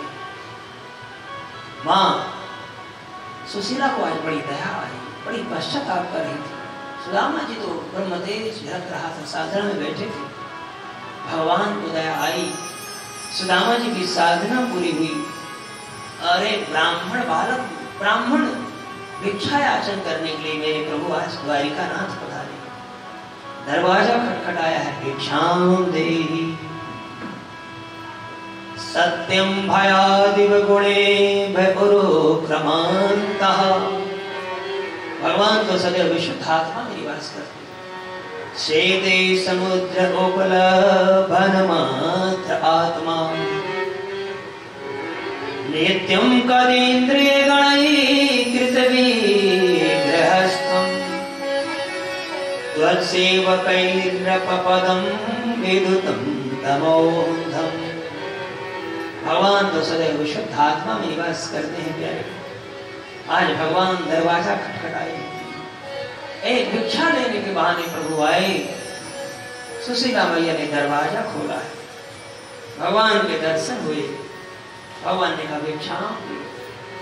माँ सुशीला के नेत्रों से आज प्रेमाश्रु बह चले, रोने लगी। ब्राह्मण देवता मुझे क्षमा करना, मेरे पास कोई व्यवस्था नहीं, मैं आपको कुछ नहीं दे सकती।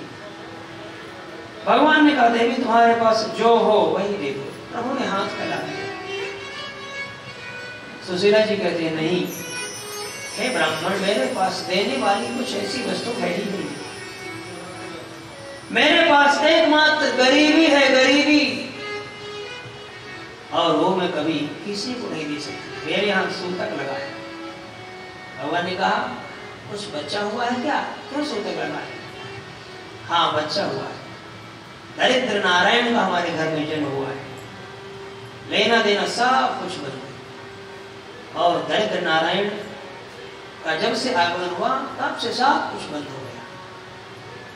इधर भगवान ने कहा देवी तुम इस गरीबी को ही मेरी झोली में डाल दो। भगवान आश्वासन दिया, मैंने सुना है कि तुम्हारे जो पति देवता हैं श्री सुदामा जी महाराज, उनके मित्र है द्वारिका नाथ श्री कृष्ण। और हे देवी मैंने सुना है कि द्वारिका नाथ कृष्ण ब्राह्मण भक्त हैं, वो जरूर कुछ मदद करेंगे। अपने स्वामी का कहो उनसे मिलने के लिए जाएंगे। कितना कहकर के वो भगवान अंतर ध्यान हो जाते हैं प्यारे। जब जीवन में समय बदलता है तो ऐसी स्थिति होती है। हाँ सुदामा जी महाराज भगवान की साधना में बैठे हुए थे।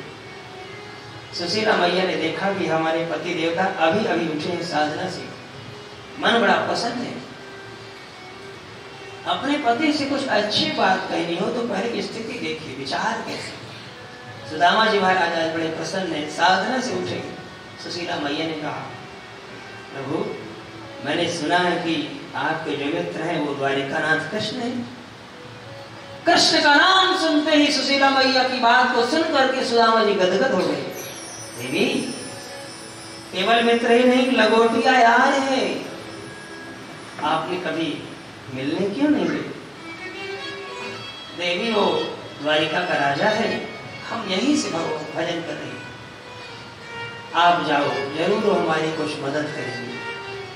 सुदामा जी नाराज हो गए, कुछ लेने के उद्देश्य से भेजोगे तो सुदामा तुम्हें जाने वाला नहीं।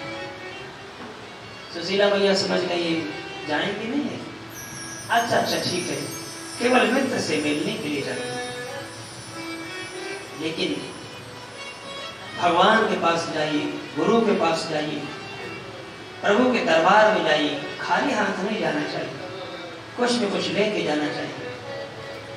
दैवो राजा गुरु भार्या वैद्यो नक्षत्र पावकः रिक्त पाणिर्न गंतव्यं तत्र कार्यं न सिद्ध्यति। देवताओं के पास जाइए, राजा से मिलने जाइए, परदेश से पति आता है तो कुछ देवी के लिए लेके जाना चाहिए, वैद्य डॉक्टर के पास दवाई लेने के लिए जाइए, कुछ भले ही रिश्तेदारी ही क्यों ना हो लेकिन कुछ फीस जरूर दीजिए। पंडित जी को जन्म पत्र दिखाइए, तो भले ना मांगे लेकिन कुछ जरूर पत्र कुछ दिए। वैद्य नक्षत्र पावक हरित पाणि नदंतव्यम तत्र कार्यम न सिद्ध्यति। खाली हाथ जाने से खाली हाथ ही लौटते, कुछ कार्य की सिद्धि नहीं होती। आज भगवान से मिलने के लिए सुदामा जी जा रहे हैं, लेकिन कुछ व्यवस्था नहीं, ध्यान आया कुछ लेके जाना चाहिए। 4 मुट्ठी चावल सुशीला मैया ने 4 घरों से मांगा। या चित्वा चतुरो मुष्टि विप्रान प्रथुक तंडुला। 4 मुट्ठी चावल मांगा है और मानो कि 4 मुट्ठी चावल मांग करके धर्म अर्थ और काम मोक्ष की शिक्षा दिया है। चतुर्थ पुरुषार्थ अथवा हमारे जीवन में 4 आश्रम होते हैं, ब्रह्मचर्य आश्रम, गृहस्थ आश्रम, वानप्रस्थ आश्रम और संन्यास आश्रम का उपदेश किया। सबको अपने अपने आश्रमों का पालन करना चाहिए। 25 वर्ष तक की जो अवस्था है वो विद्यार्थी जीवन, पढ़ाई लिखाई। 25 से 50 वर्ष की जो अवस्था है वो गृहस्थ आश्रम, संतान उत्पत्ति, व्यापार आदि, वंशवृद्धि हेतु। 50 से 75 की जो अवस्था है वो वानप्रस्थ आश्रम, घर में रहिए लेकिन भजन करिए, ज्यादा मोह ममता नहीं करना। और 75 के बाद जो अन्य शेष आयु है तो केवल सब कुछ मोह माया ममता को छोड़ करके प्रभु में समर्पित हो जाना चाहिए। 4 आश्रमों को उपदेश किया है, अथवा ब्राह्मण, क्षत्रिय, वैश्य और शूद्र 4 वर्णों को उपदेश किया है। सबको अपने अपने धर्म का पालन करना चाहिए। निज निज धर्म सुख नीति। लेकिन 4 घरों के चावल अलग अलग प्रकार के थे, कोई टूटी हुई, कोई मोटे, कोई लंबे, कोई पतली। सुशीला मैया ने अपने लिए नहीं मांगा। देखिए, परमार्थ के कार्य में मोह न लागे लाज। धर्म के कार्य मांगने में यदि हम धर्म के लिए कुछ मांग रहे हैं, समाज कल्याण के लिए मांग रहे हैं, तो उसमें कोई दोष नहीं। और कथा कहती है प्रियबंधो, एक ऐसे कपड़े में बांधा उस चावल को सुशीला जी जो फटा हुआ था, सिला हुआ था। माने द्वारिकानाथ जब देखेंगे तो समझ जाएंगे सुदामा इसके पास एक कपड़ा भी नहीं कि अच्छे से कपड़े में बांध करके लाए। समझ गए हमारे पति बहुत संकोची स्वभाव के हैं, मांगेंगे नहीं, द्वारिकानाथ समझ जाएंगे और भगवान का ध्यान करके जा रहे हैं। भूख लगती नहीं, प्यास लगती नहीं, जिंदगी अब उदास लगती है। कैसे आऊं मैं द्वारिका तेरे, आस भी अब निराश लगती है। चलते चलते 4 महीना हो गया, पैरों से रक्त की धार बहने लगी। चावल की पोटली को लेकर के जा रहे हैं। सुदामा जी रास्ता भटक गए, अन्यत्र पहुंच गए। एक मिट्टी के टीले को तकिया बना करके सो गए। द्वारिकानाथ तेरी 10 बार गरज हो तो बुलाना, नहीं तो सुदामा यही अपनी मस्ती में सो रहा है। एक गरीब व्यक्ति को लगता है कि हम भी धनवान होते तो कितना अच्छा होगा, लेकिन एक धनवान व्यक्ति को लगता है कि हम ही सुखी नहीं, और थोड़ा ऊंचे होते तो अच्छा है। दीनी कहे धनवान सुखी, धनवान कहे सुख राजा को भाई। दीनी कहे धनवान सुखी, धनवान कहे सुख राजा को भाई। राजा कहे महाराजा सुखी, महाराजा कहे सुख इंद्र को भाई। राजा कहे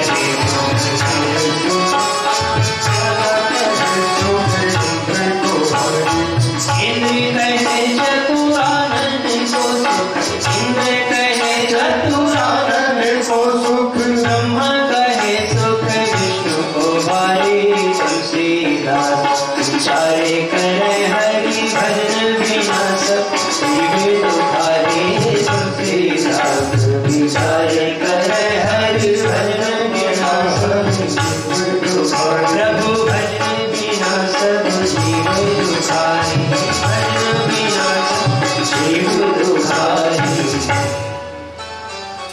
व्यक्ति को लगता है कि हमारे जो ज्यादा धन संपत्ति वाले जो हमसे हैं ज्यादा सुखी। धनवान व्यक्ति से पूछा गया तो कहता है मैं भी सुखी नहीं हूँ, जो यहाँ का राजा है वो ज्यादा सुखी है। राजा से पूछा गया भाई आप तो राजा हैं, सबकी जिम्मेदारी आपके ऊपर, आपके पास सब कुछ है, आप सुखी होंगे। राजा ने कहा नहीं, मेरी भी ऊंची गद्दी में महाराजा बैठे हैं, वो ज्यादा सुखी है। महाराजा से पूछा गया, महाराजा ने कहा मैं भी सुखी नहीं हूँ, मुझसे भी ऊपर देवराज इंद्र है जो देवताओं के राजा है। इंद्र से पूछा गया, इंद्र कहा मैं भी सुखी नहीं हूँ, हमारी भी ऊंची गद्दी में ब्रह्मा जी बैठे हैं जो सृष्टि की रचना करते हैं। ब्रह्मा जी से पूछा गया महाराज आप जगत को बनाते हो, सृष्टि की रचना करते हैं, आप तो सबसे ज्यादा सुखी होंगे। ब्रह्मा जी ने कहा नहीं मैं भी सुखी नहीं हूँ, नारायण मुझसे भी ऊपर गद्दी में बैठे, नारायण ज्यादा सुखी। बाबा तुलसी कहते हैं कि जो भगवान का भक्त है वही सुखी है प्यारे। हरि भजन बिना सब जीव दुखारी, केवल सुखी तो वही है जिसके पास राम नाम का धन है, कृष्ण नाम का धन है, भगवान नाम संकीर्तन है, प्रभु का नाम जपाया। प्रायः हम लोग विचार करते हैं कि और मिल जाए और हो जाए, एक गाड़ी हो गई फिर लगता है एक और हो जाए, एक बेटे के लिए हमारे मकान एक हुआ फिर लगता है एक और हो जाए। ये तृष्णा है मनुष्य की, बढ़ती जाती है, कभी समाप्त नहीं होती। विश्राम करते करते सेठ जी विचार करेंगे कल हाईवे के बराबर में जो जमीन है उसको खरीद लेता हूँ। 9:30 बजे विचार करेंगे, फिर सोचते हैं जमीन खरीद के क्या करेंगे, बढ़िया सुंदर फैक्ट्री लगाएंगे, इंडस्ट्रियल एरिया व्यवस्था बनेगी, अनेक प्रकार के कारखाने खोलेंगे, फिर क्या होगा, मन ही मन सोचते हैं फिर क्या, धनाढ़ों की लिस्ट में मेरा नाम आ जाएगा। 9:30 बजे सोचते हैं और 9:45 बजे हार्ड फील हो गया, सब धरा रह गया सोचा। गरीब व्यक्ति को लगता है कोई बेचारा धन से दुखी है, कोई तन दुखी, कोई मन दुखी, कोई धन बिन रहत उदास, थोड़े थोड़े सब दुखी, सुखी राम के दास। कोई शरीर से दुखी है, खाने के लिए तो 56 भोग लेके शरीर जवाब दे रहा है, 56 प्रकार के मिष्ठान हैं, लेकिन शुगर हो गया, खाया नहीं जा सकता। मीठा खाना डॉक्टर ने मना किया, रोटी में घी लगाना वर्जित हो गया, घी लगा लेंगे तो ब्लड प्रेशर हाई हो जाएगा, इसलिए शरीर से काम नहीं हो रहा, शरीर से दुखी। किसी के पास धन नहीं है, 100 रुपए रोज कमाते हैं, 100 रुपए में क्या होगा, इतना लंबा चौड़ा परिवार, महंगाई रोज बढ़ रही है, 100 रुपए में स्वयं खाएं कि पत्नी को खिलाएं कि बच्चे को खिलाएं, धन से दुखी। कोई मानसिक रूप से दुखी है, विचार किया हमारा समाज में बड़ा मान सम्मान है, अपने बेटे का विवाह एक कुल अच्छे खानदान में कर दूंगा, लेकिन बेटा ने अभद्र विवाह कर लिया, समाज में आज मान सम्मान बना बनाया सब समाप्त हो गया। प्रायः यही जगत की रीति है, यही स्थिति होती है। हरि भजन बिना सब जीव दुखारी। सुदामा जी महाराज के पास कुछ नहीं है लेकिन फिर भी मस्त है भगवान के भजन। कहते कान्हा तेरी 1000 बार गरज हो तो बुलाने आना, नहीं तो सुदामा यही मस्ती से सो रहा है। सुबेरा हुआ, एक नदी है, उस नदी के किनारे भगवान ने पहुंचा दिया, द्वारिका नगरी के बिल्कुल किनारे नदी को पार करना है। केवट भैया आए, भगवान आज केवट बनकर के आए हैं अपने भक्त को लेने के लिए, चलना है। सुदामा जी ने कहा कुछ द्रव्य दक्षिणा नहीं है, कोई बात नहीं, आ जाओ। और चलते चलते बहुत थक गई, कितनी दूर जाना पड़ेगा, प्रार्थना करके सुदामा जी, दूर नगरी बड़ी दूर नगरी, दूर नगरी बड़ी दूर नगरी, दूर नगरी बड़ी दूर नगरी, दूर नगरी बड़ी दूर नगरी। कैसे आओ रे कन्हई, कैसे आओ रे कन्हई, तेरे द्वारिका नगरी,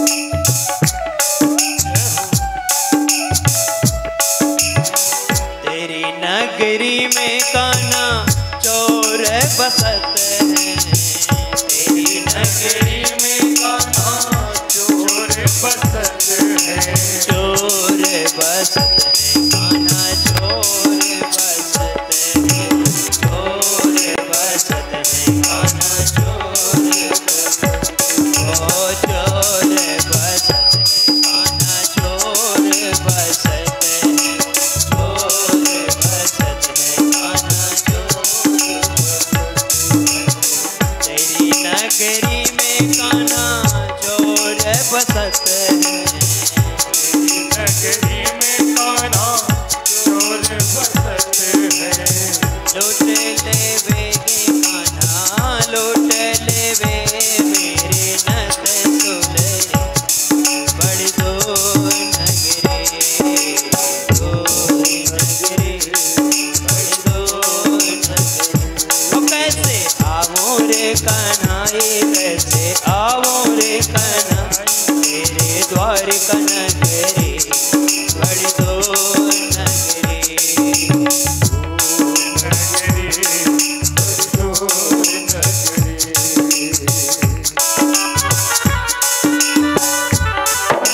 हरि बोल। सुदामा जी महाराज आगे की ओर जा रहे हैं, भगवान का भजन करते हुए बड़े मस्ती के साथ प्रसन्न मुद्रा में।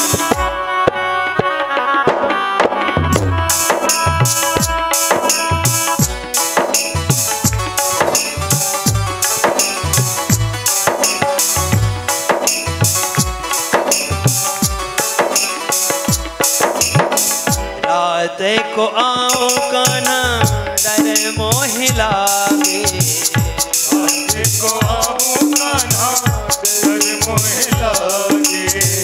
रात को आओ कान्हा डर मोह लागे, रात को आओ कान्हा डर मोह लागे। दिन के जो आओ कान्हा दिन के जो आओ सारे देखे नगरी, बड़ी दो नगरी दो नगरी बड़ी दो नगरी। कैसे आवो रे कान्हा कैसे आवो रे कान्हा तेरे द्वार का नगरी, बड़ी दो नगरी नगरी बड़ी दो। और क्या मीराबाई गावे गिरधर के गुण, मीराबाई गावे गिरधर के गुण। मीराबाई गावे गिरधर के गुण, मीराबाई गावे गिरधर के ओ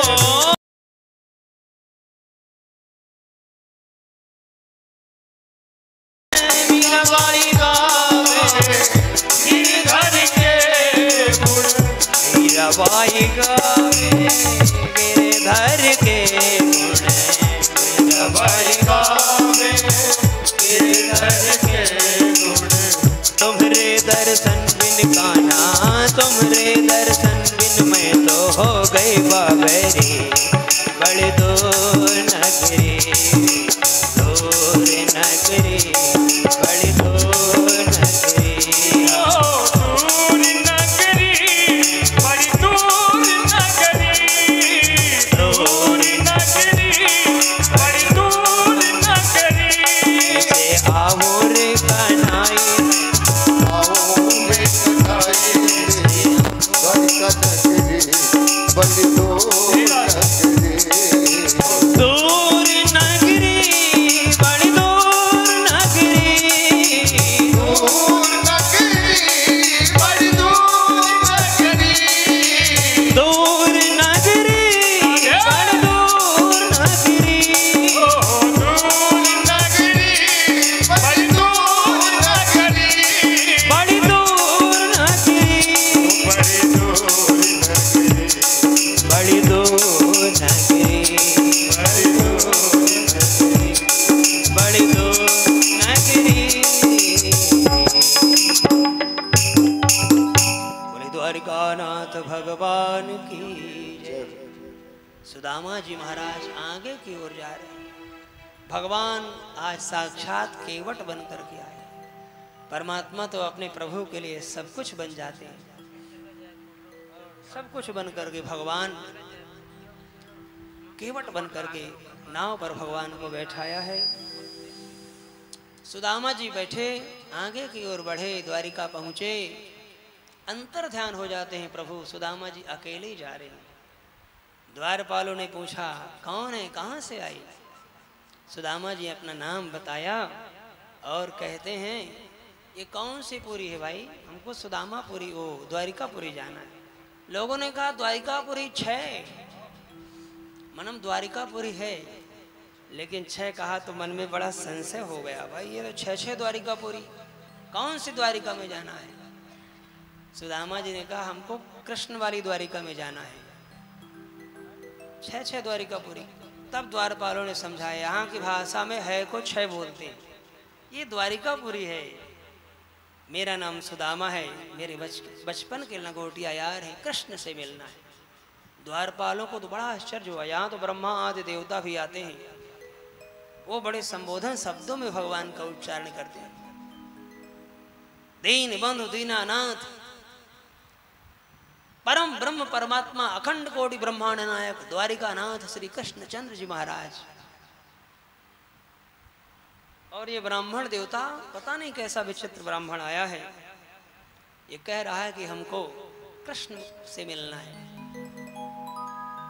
द्वारपाल घबराए, कहने लगे आप यहीं खड़े रहो, हम जाते हैं अभी अपने प्रभु से पूछ करके आते हैं। दौड़ी दौड़ी गई, द्वारपालों ने भगवान से निवेदन किया है और मानो प्रार्थना किया है।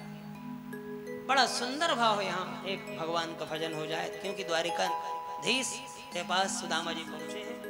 हमारे रजनीश जी अयोध्या से आए हैं, एक बार इनके भाव को सुने।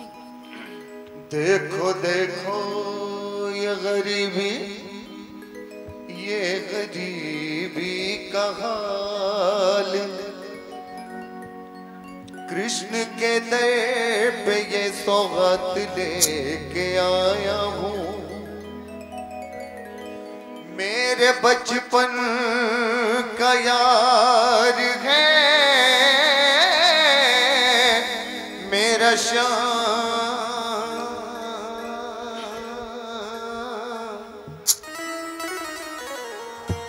यही सोच के विश्वास लेके आया हूँ। बहुत देर से आप सब लोग शांति से बैठे हुए हैं, भगवान के दरबार में थोड़ी मस्ती में झूमते हुए। आज की बात है, कल तो फिर चला चली का मेला रहेगा। अरे द्वारपालों कन्हैया से कह दो, अरे द्वारपालों कन्हैया से कह दो, इधर पे सुदामा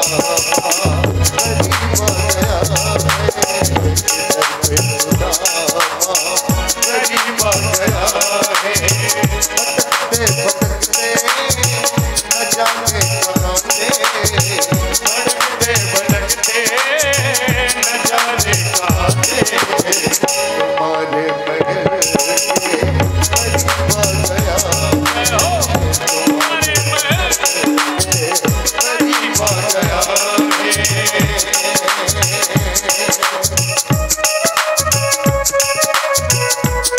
जय हो।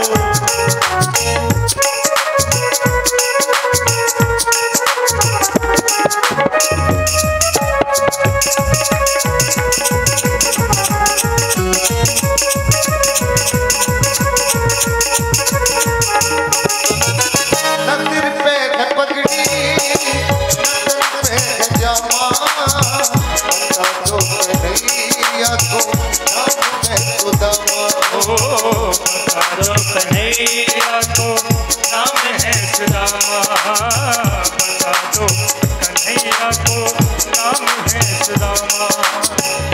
नजर पे है पगड़ी पगड़ी, नजर पे है जामा जामा, बता दो कन्हैया को नाम है सुदामा। ओ नजर पे है पगड़ी, नजर पे है जामा, बता दो कन्हैया को नाम है सुदामा। बता दो कन्हैया को नाम है सुदामा।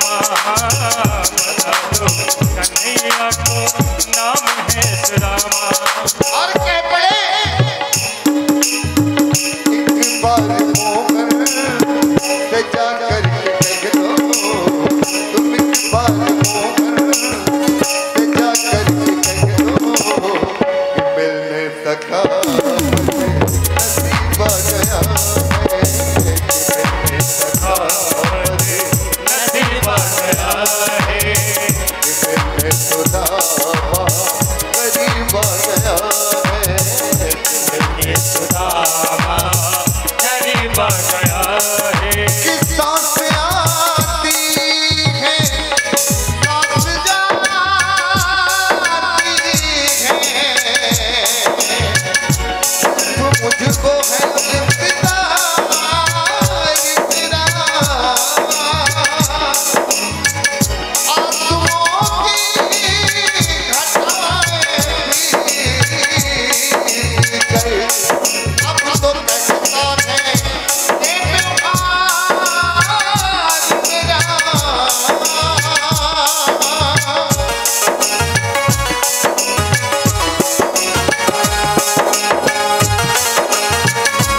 हरि बोल।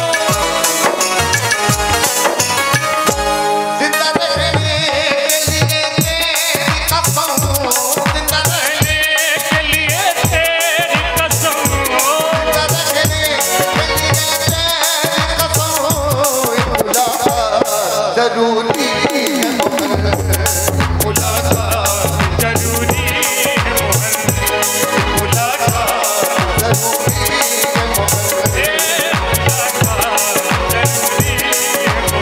कि मुलाकात जरूरी है मोहन, जरूरी है मोहन, जरूरी है मोहन। ऐसे नहीं, जरा दोनों हाथों को ऊंचा करते हुए सभी लोग ताली बजाते हुए, एक मुलाकात जरूरी है मोहन, एक मुलाकात जरूरी है मोहन।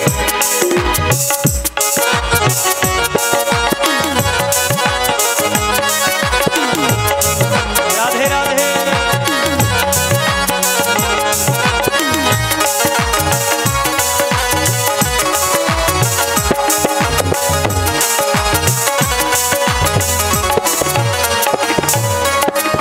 सुनते ही दौड़े चले जाए मोहन, लगाया गले से उदामा को मोहन, लगाया गले बात मोहन, लगाया गले से उदामा को मोहन। हुआ रुक्मणी को बड़ा के चंपा, हुआ रुक्मणी को बड़ा ही चंपा, ये मेहमान कैसा बड़ा है, भगवान कैसा अजीब आ गया है। मिलने सुदामा करीब आ गया है।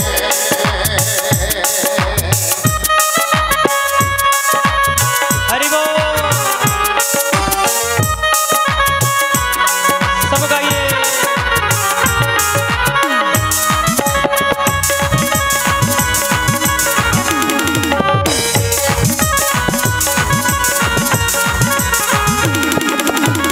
बराबर में अपने सुदामा बिठाए, मेरे आंसुओं से श्याम ने धुलाए, तेरे आंसुओं से श्याम ने धुलाए हाथ, आंसुओं से श्याम ने धुलाए। बराबर में अपने आए हैं सुदामा बैठाए, मेरे आंसुओं से श्याम ने धुलाए। ओ बराबर में अपने सुदामा बिठाए, मेरे आंसुओं से श्याम ने धुलाए, तेरे आंसुओं से श्याम ने धुलाए। आंसुओं से श्याम ने धुलाए। और कह दिए न घबराओ प्यारे, जरा तुम सुदामा, न घबराओ प्यारे, जरा तुम सुदामा, खुशी का समा मुझे करीब आ गया है, खुशी का समा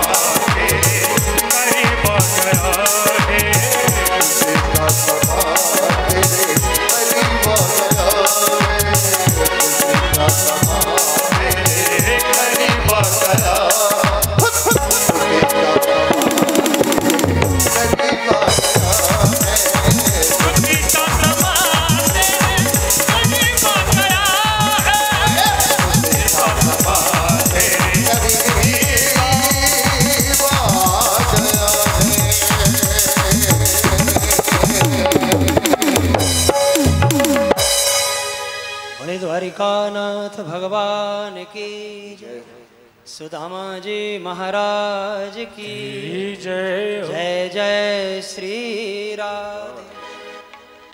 आज भगवान से मिलने के लिए प्रभु सुदामा जी महाराज पहुंचे हैं। कर्मों का फल सबको मिलता है, जैसी करनी वैसी भरनी जीवन में। इसीलिए संत लोग प्रायः कहा करते हैं, विद्वान लोग, कि अपने कर्मों को श्रेष्ठ बनाएं। एक व्यक्ति रास्ते से जा रहा था, वो देखा कि आम का वृक्ष दिखाई दिया। व्यक्ति रास्ते से जा रहा था और सुंदर सुंदर उस वृक्ष में फल लगे थे। फल गया तोड़ने के लिए, फल तोड़ा, फल खाया, बड़े स्वादिष्ट। इतने में पीछे से बगीचे का रखवाला आया और 3-4 डंडा जमा दिया।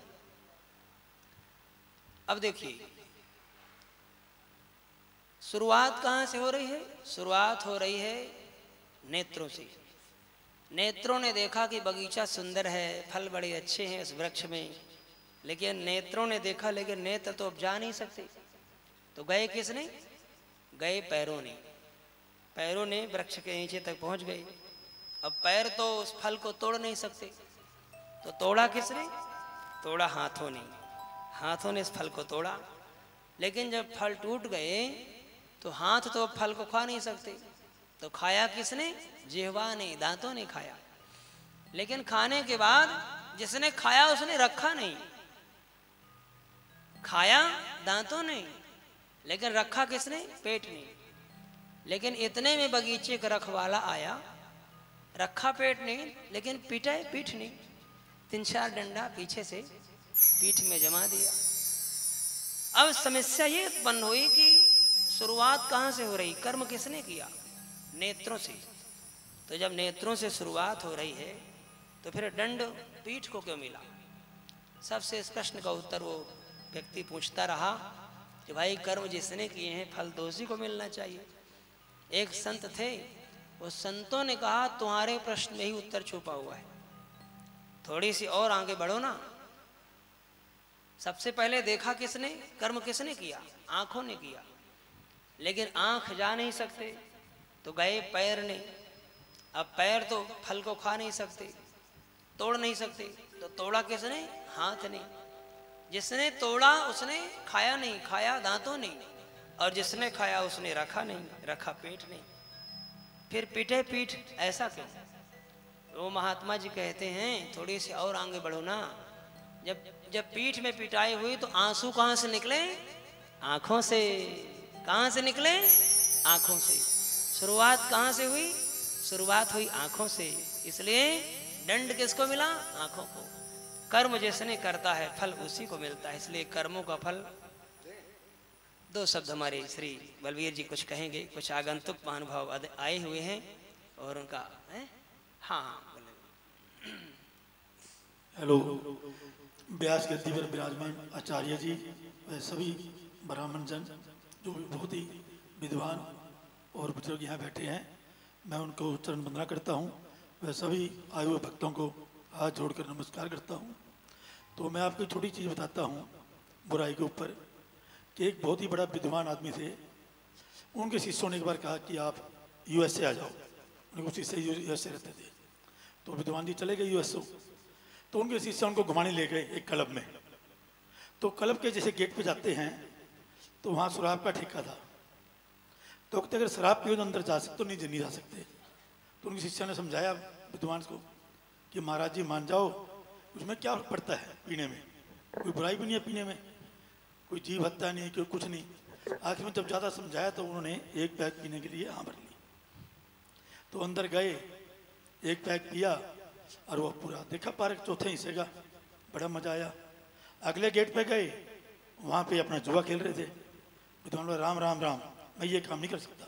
मतलब महाराज जी कुछ नहीं फर्क पड़ता, जुए में क्या बात है, पैसे मैं दूंगा, आप जुआ खेलो। अब विद्वान जी ने जुआ खेला तो वो पार्क देखा, वो उससे भी सुंदर था। अब तीसरे पे गए, वहाँ मीट बिक्री थी। तो उन्होंने कहा महाराज जी कुछ खा लो। उनको नहीं नहीं राम राम राम, हम तो संत लोग हैं। बोला चलो पानी पानी पी लो। उन्होंने उसकी तरी तरी पी ली। वो देखा तो और सुंदर। चौथी भी ऐसे काम हो रहा था, वहाँ गए तो और सुंदर। तो कहने का सार ये है कि जहाँ बुराई मिले उसको वहीं ख़त्म कर दो। जहाँ आपने थोड़ी सी बुराई पकड़ ली वो पकड़ते जाए, चाहे कितना बड़ा विद्वान हो, कितना महासंत हो, अगर बुराई के पीछे पड़ गया तो बुराई लग जाएगी आपके। तो बुराई से जितना दूर रहोगे उतना ही बढ़िया रहेगा। तो एक छोटी सी बात और बताता हूँ। हमारे कहते हैं कि जाट से तो भगवान भी डरता है। एक जाट था, खेत में काम कर रहा था, वहाँ पे भूत आ गया। अब वो कह रहा मैं खाऊंगा। जाट बोला मेरे क्यों खाएगा भाई, जाट हूँ मैं तो। बोला फिर? बोला मेरे से कुछ भी काम करा लो, या तो मैं सारा दिन काम करूंगा या खाऊंगा। जाट बोला भाई ठीक है, तू मेरे साथ चल, तेरे से काम कराऊंगा। वो एक सेठ जी के पास ले गया। सेठ जी की 10-12 फैक्ट्रियाँ थी, दुकानें थी। बोला ये भूत लेकर आया हूँ, ये ले लो जितना मर्जी काम कराना। सेठ जी मेरे पास तो काम ही काम है, हजारों आदमी काम कर रहे हैं। बोला ठीक है। अब सेठ जी ने उसको काम दिए और वो फटाफट 2-2 मिनट में सारे कर दिए। बोला सेठ जी आ तो आपको खाऊंगा, मैं तो खाली हो गया। सेठ जी बोला चिंता मत कर, अभी काम बहुत बाकी है। बोला ये बांस पड़ा है जो लंबा सा, बोला इसको यहाँ गाड़ दे। अब वो बांस गाड़ दिया। बोला वैसा कर, इसको ऊपर नीचे चढ़ता रहे, जब मेरे उधर जरूरत होगी ना मैं बुलाता रहूँगा। अब सेठ जी ने जब भी फैक्ट्री में जरूरत पड़ा उसको बुला ले, और इसके बाद फिर कहे कि बांस के ऊपर नीचे उतर चढ़, ऊपर नीचे उतर चढ़। तो इसलिए मेरा कहना सारी यही है कि बुराई से जितना दूर होंगे अच्छा है, और दिमाग से काम करोगे तो सफल हो जाओगे। धन्यवाद, जय हिंद। अब हमारे बीच में संतोष गर्ग एक भजन पेश करेगी, जो हमारी बड़ी भाभी जी है, चंडीगढ़ से आई है।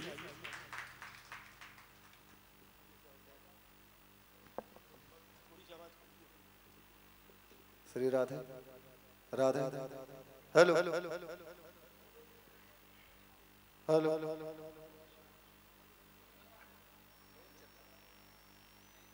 हेलो।